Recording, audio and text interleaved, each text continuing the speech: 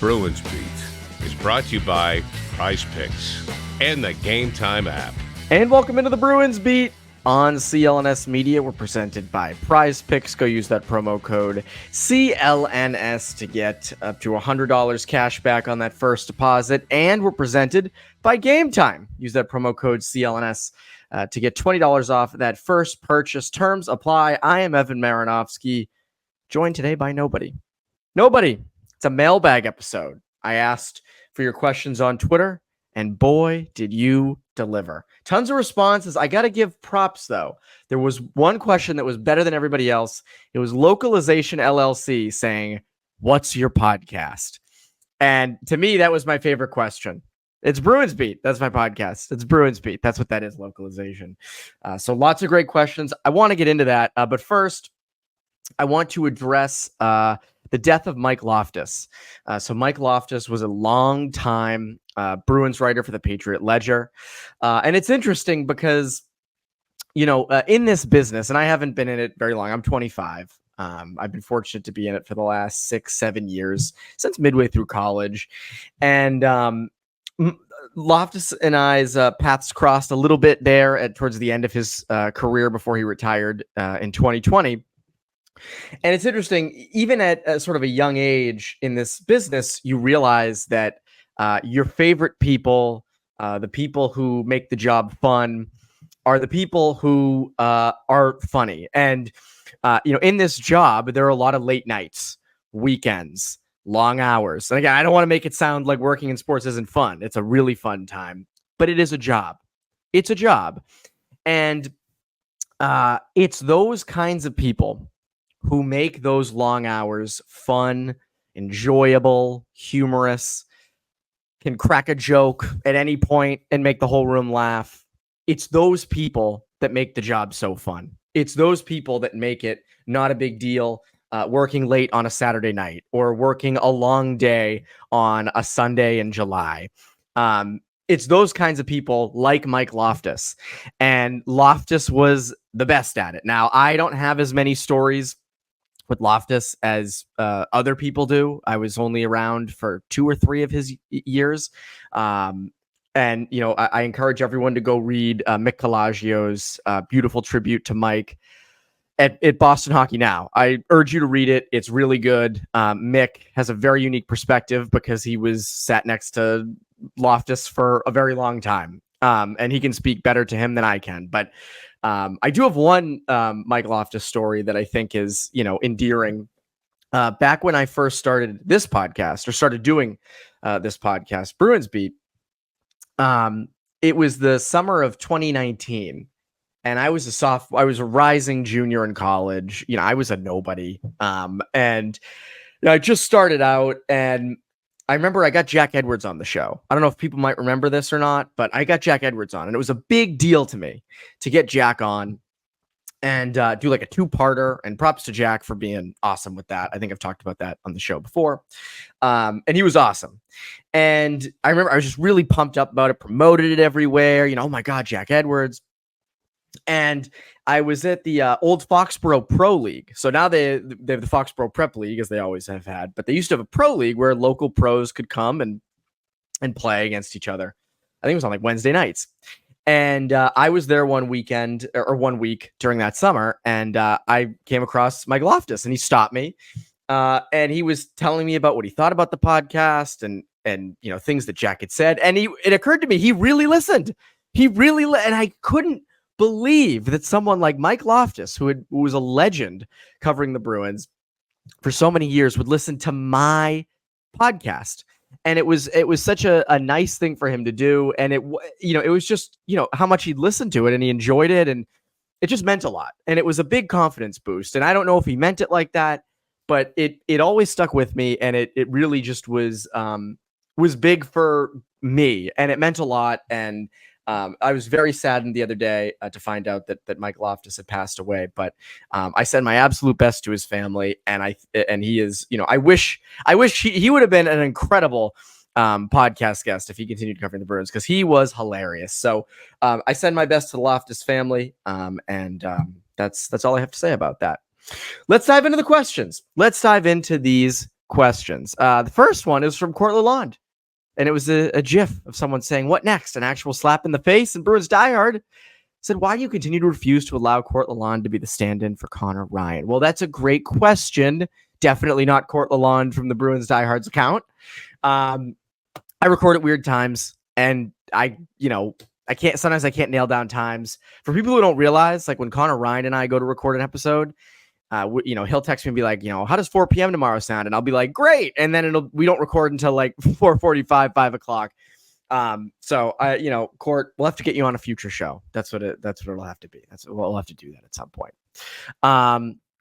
Adam at AllDread224 asks, I know Lysell is the hope for the second right wing spot, but I'm kind of curious to see if Merkulov can grab that spot as well.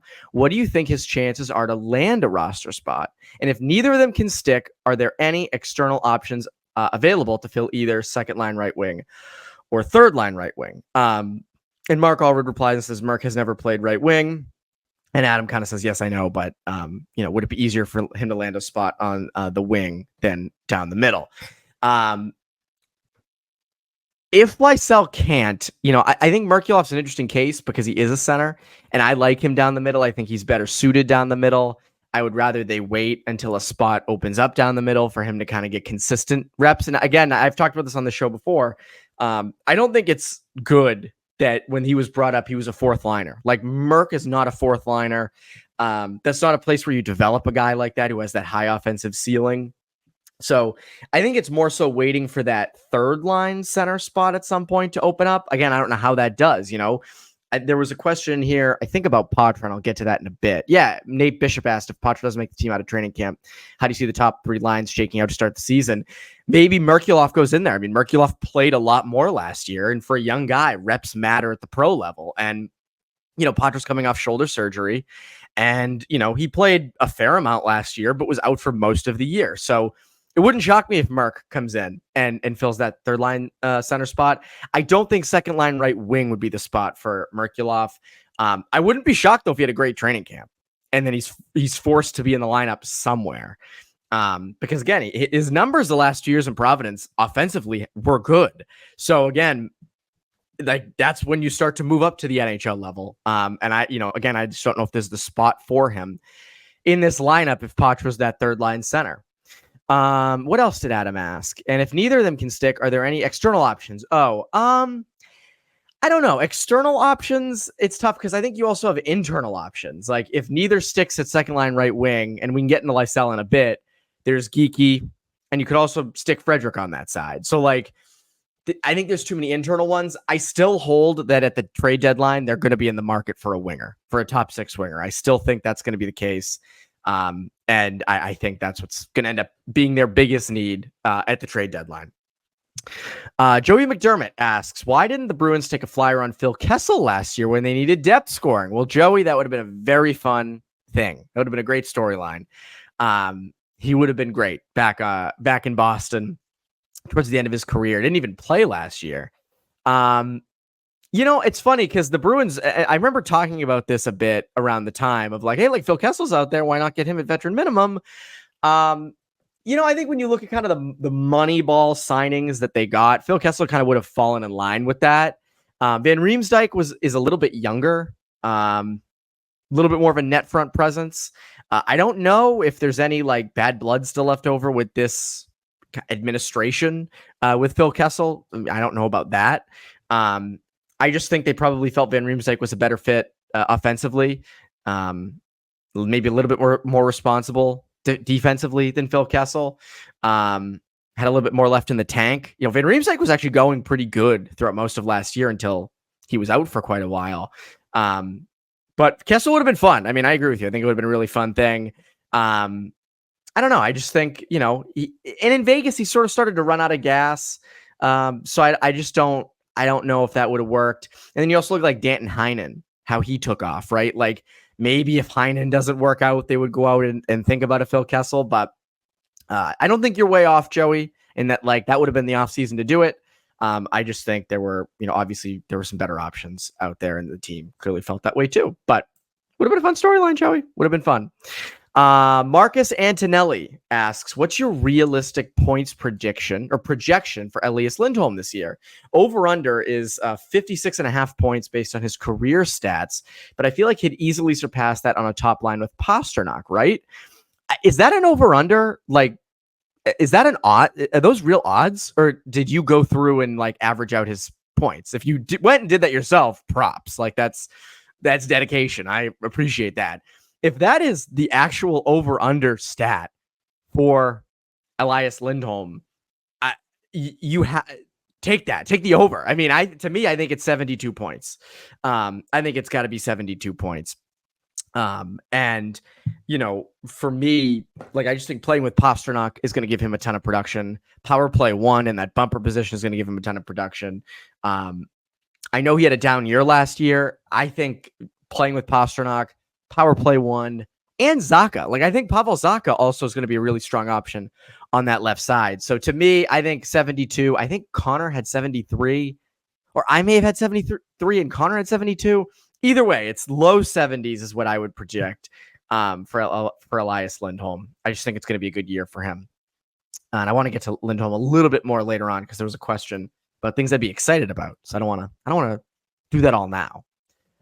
Kevin McCarthy, and full disclosure, Kevin was one of my best friends growing up. He's still a very good friend of mine. So he asked this like with the comma Evan at the end, which young players do you see making the biggest impact next year, Evan? Which I appreciate the formality of the question.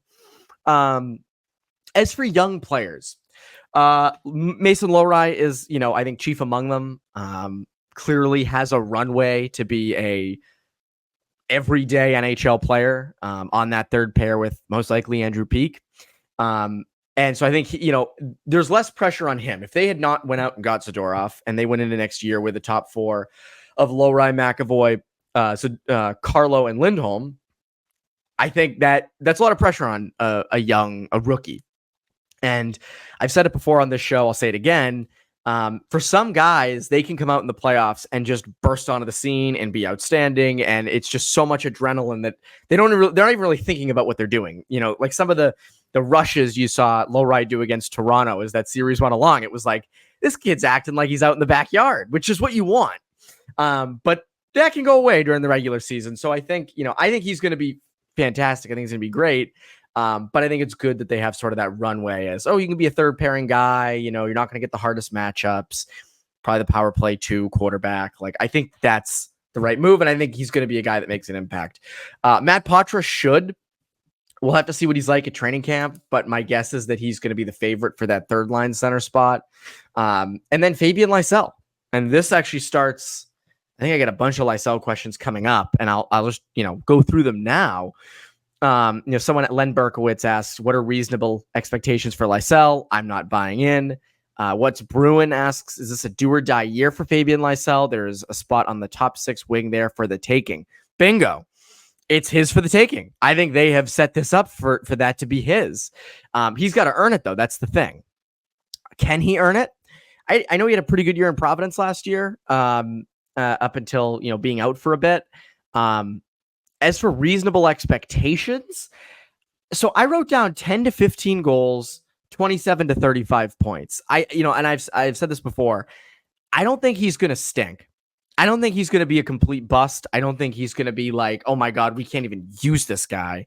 But I also don't think he's going to, jump on that second line and immediately be like, 25, 30 goals, 50 to 55 points. Like, I don't think it's going to be that. I think he's going to be a solid piece, depth wise. I think, my prediction is he makes that second line out of camp. It just comes down to what is that production going to be. I think it's going to be along those lines.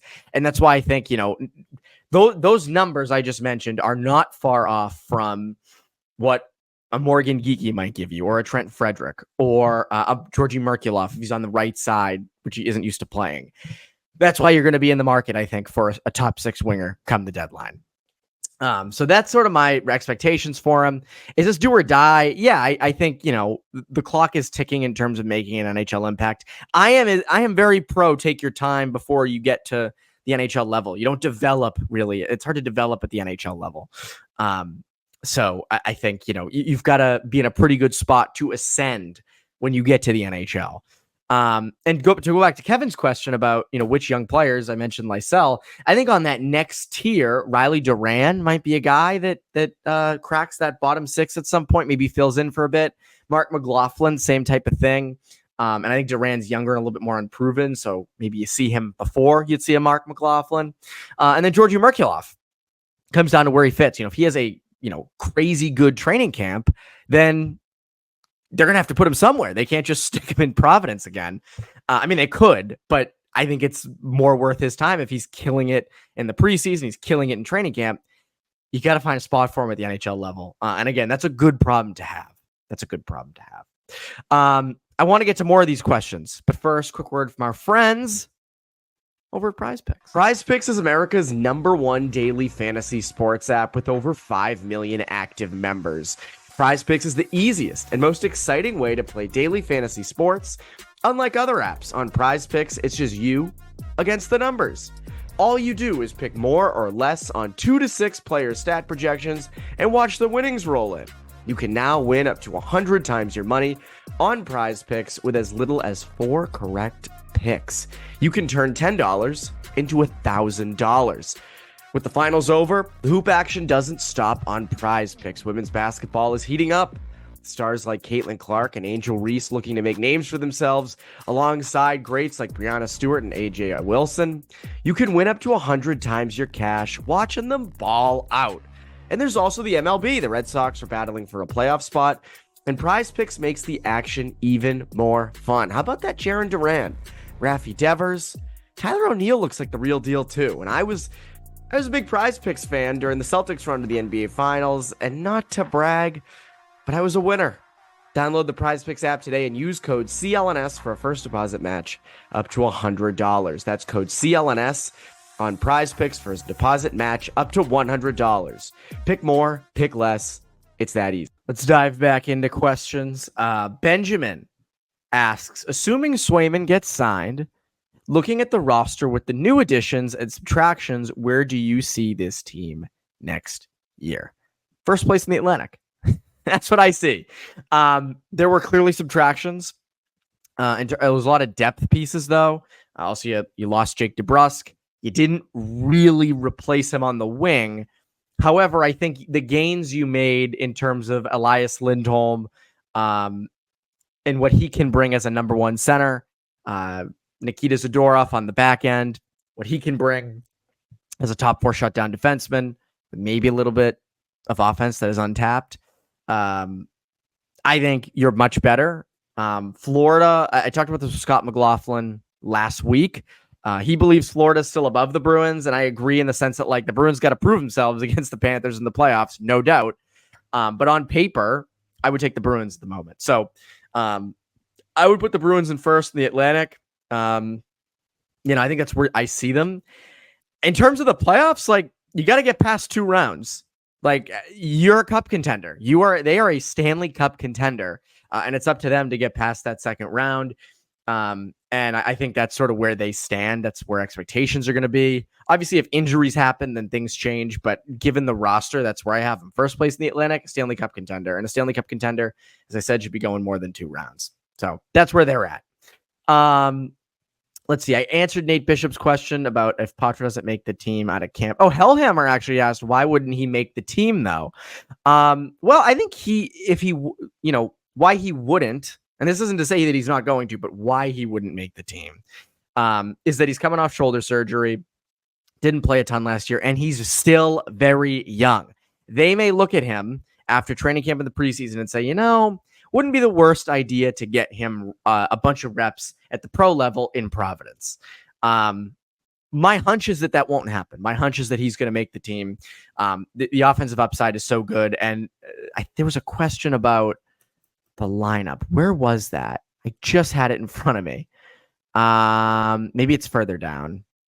It might be further down about the lineup without Patra. Oh, it's right after this. It's Nate Bishop's question. Did I just read that and not even realize what he said? My God. If Patra doesn't make the team out of training camp, how do you see the top 3 lines shaking? Oh yeah, he did.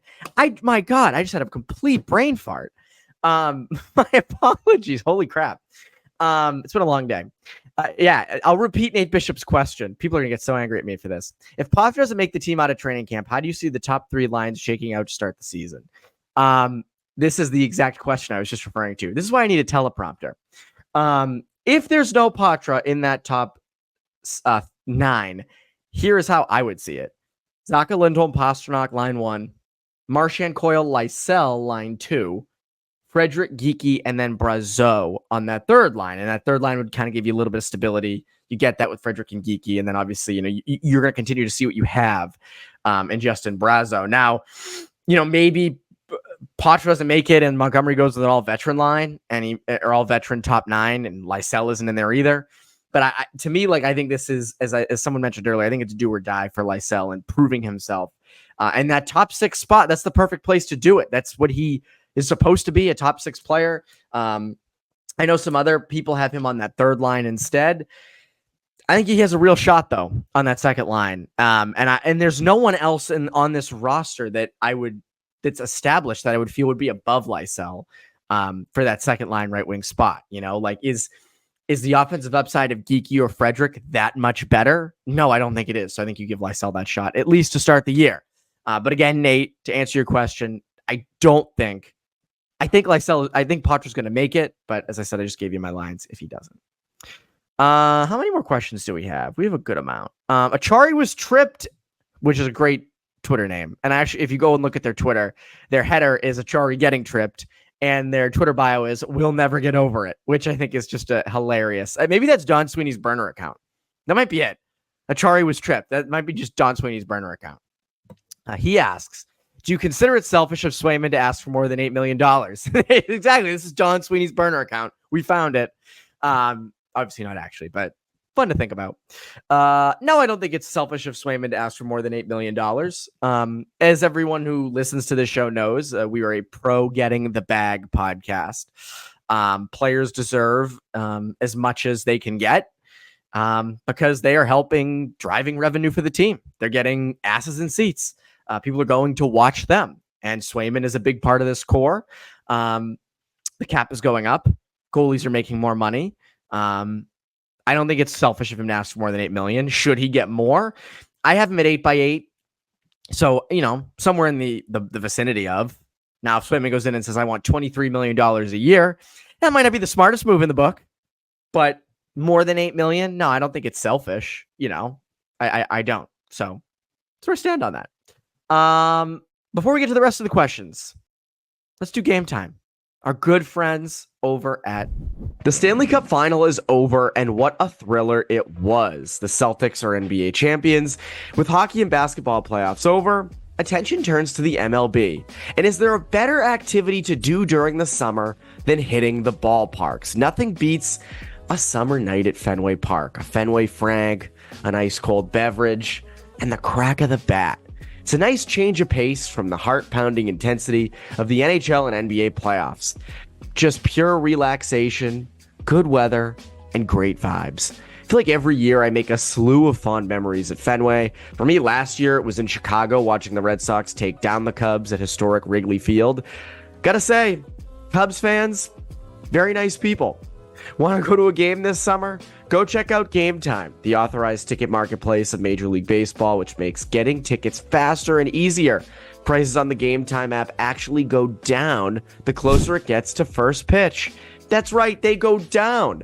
I love how easy to navigate the app is. The flash deals are awesome if you want to go to a game last minute. It's the perfect place. Save up to 60% off buying last minute tickets for sports, concerts, comedy, theater, etc.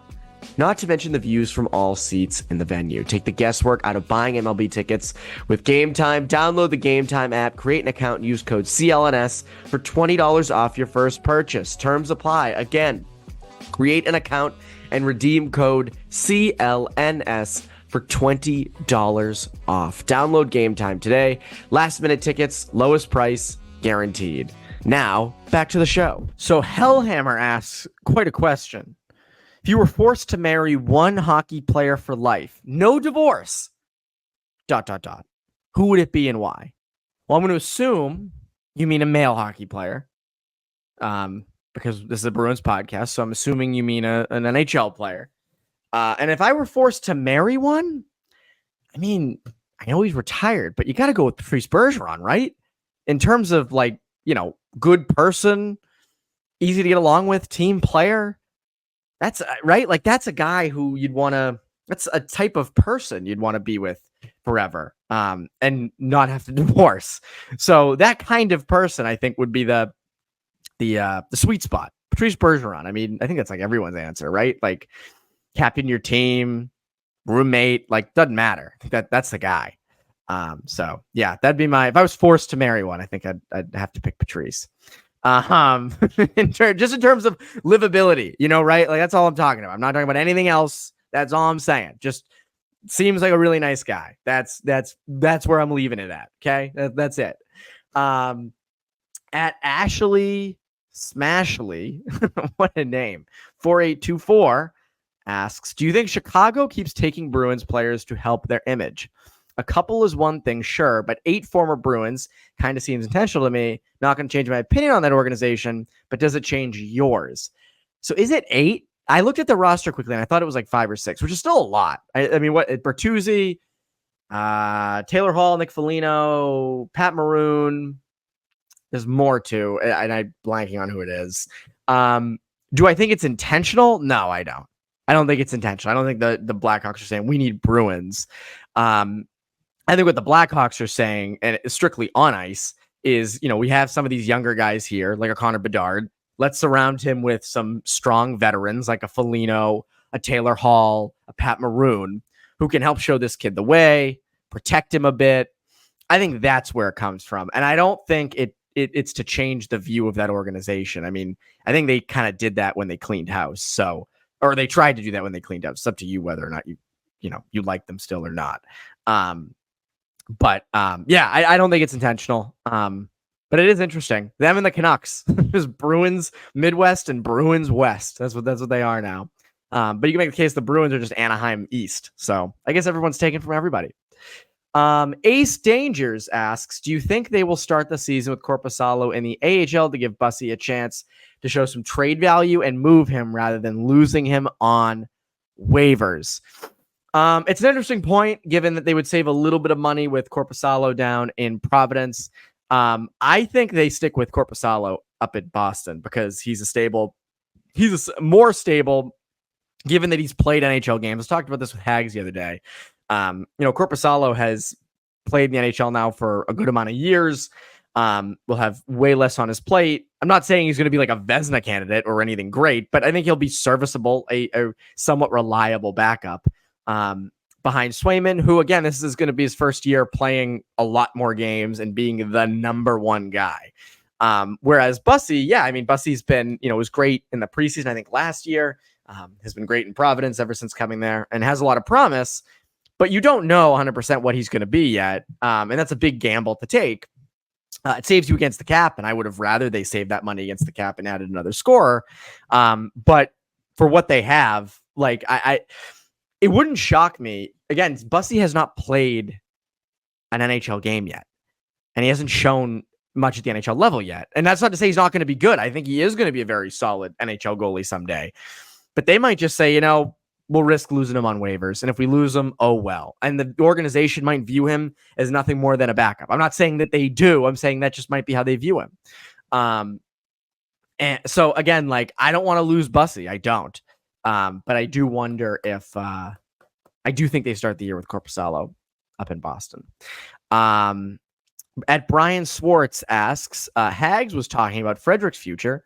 What do you think as he heads into restricted free agency of putting him with Coyle and Marchand to see his true offensive upside and then decide to extend, trade, or let him walk? So I looked at Puckpedia, which rip cap friendly. Rest in peace, cap friendly. That was the easiest website to use, and it's gone now. Frederic is supposed to be a UFA next year, an unrestricted free agency, but nonetheless a free agent, and going to be in need of a new contract. I think it's an interesting idea. I could see them trying it if Lysell doesn't work out or if Lysell out of camp doesn't earn it. Do I think he has a lot more offensive upside? I think in a perfect world, he's, a middle six depth scoring, physical guy, which is what he's given you. I also have questions about that Coyle Marchand duo on that second line. I've mentioned this before. Is it automatic that if Frederic's with them, he's going to produce a lot more? I don't know. I don't know if that's automatic. It could be, and he could have a whole new offensive upside that we haven't seen yet. But again, I'm on the side of I want to see Lysell first in that spot. But again, I'm not against Frederic being up there. Not like, oh, please don't do that. Oh no, don't put Frederic on that second line. No, please. It's like that wrestling meme where the guy's like, no. I think it was like Andre the Giant or something. I'm not a wrestling guy, but that GIF is hilarious. I could see it down the road. At Mr. D242424 asks, Evan, what are the chances Bruins are trying to move Korpisalo, in parentheses, hard to do, in order to sign Swayman? I don't think they are. I think they're going to stick with Swayman and Korpisalo. Korpisalo's not getting you anything right now. And I don't think cap space is the issue with the Bruins and signing Swayman. I don't think that's the issue right now. And then finally, we'll end on a very high note. At Daniel O. McKay 94 asks, what are the top 3 things you're most excited for this upcoming season? Thanks again, Evan. Well, thank you, Daniel, for the question. What are the top 3 things I'm most excited for? Well, I teased it at the top, but I think that Lindholm Pasta connection I'm excited to see. Now, for those who don't know, I'm not a fan of the Bruins. I can't be. When you cover them, when you talk about them, it's supposed to be objective. So I'm not a fan of the Bruins. I'm not like, man, I hope Elias Lindholm scores 100 points this year. I hope the Bruins win every game. Like, that's not what I'm looking for. What I'm looking for is interesting. I'm looking for interesting, fun to watch, fun to write about and talk about storylines. And the Lindholm Pastrnak connection, I think, is going to be a really exciting storyline. So that is something I'm very excited about. What is that connection going to look like? And how is Lindholm going to fit? On paper and, talking about it, he looks like a perfect fit for what that team's identity is, for what his identity is. I think that is going to work. But seeing it in action, I think is going to be an exciting thing. Now, obviously, for Bruins fans, for you guys listening, if that connection sucks, it won't be exciting to watch. And it'll be something we talk about quite a bit. But it is something I'm excited about. Number 2, Mason Lohrei. What does that look like? On that third pair, what is his offense going to be like at 5-on-5? What power play responsibilities do they give him? I think he should be the top power play quarterback. I think it's going to be hard to move McAvoy off that, especially at the start of the year when, Lohrai's adjusting to playing every day and all that. But I think Lohrei is a future number 1 power play quarterback. So I think his ascendance, what he can bring on that third pair, and then also how is he defensively? What does he continue? What strides does he continue to make defensively? I mean, he has a good stick. He is big. He's not, laying guys out or anything, but I do think there is untapped potential there as well. And at some point this year, I do believe there's going to be some highlight reel goal from him. He'll, put the puck through the legs of a winger, a helpless winger trying to block his shot, and he'll go top corner from the slot or something. So I'd go Lohrei as well. I think Lohrei is another one. And third, I'd go with Nikita Zadorov. I think, what is the hitting compilation going to be like at the end of the year? How long is that Defumi YouTube video going to be of Nikita Zadorov just laying guys out? Is it 3 minutes? Is it 10 minutes? I mean, how long is that going to be? And I think it's going to be a fan favorite. I think fans are going to enjoy him. They're going to like what he brings physically. They like the whole, he looks like a scary guy, especially on the ice. So I think what he can bring. And then there's the element of what does he have offensively? Is he a guy that's going to put up, can you get 30 points out of him? That would be a lot. That'd be a lot, but, can you do it? So I think those are going to be 3 interesting things I'm excited to watch. I'm excited to follow. And then I'm not excited for anything else. Those are just the 3 things. That's it. There's nothing else that exciting. Nothing else I care about. Just those 3 things. If those 3 things fall through, I'm not watching the Bruins next year. So that's that. Anyways, I want to thank everyone for sending in their questions. These were great. We'll do more of these as time goes along. Shout out to Conor Ryan. Hopefully he's having a great honeymoon. If you guys follow him on Instagram, his Instagram story of all the animals he's seeing, the elephants, the zebras. He saw some lions the other day that were near his truck, which again, why not jump out and befriend it? I would do it. And I would succeed, by the way. I will hold that forever. I could totally befriend a lion or a tiger. I could absolutely do it. So that he didn't try to do that, it's not getting the money's worth. Not getting his money's worth. But hopefully he's having a great honeymoon in all seriousness. Yeah, that's this week's Bruins Beat. There will be more throughout the week. And yeah, we're presented by Prize Picks and GameTime. Go use the promo code CLNS at Prize Picks to get $100 cash back on that first deposit. And go to GameTime. Use promo code CLNS. Get up to $20 or get $20 off that first purchase. Terms apply. I'm Evan Marinofsky. You Bruins Beat listeners have a great rest of your week.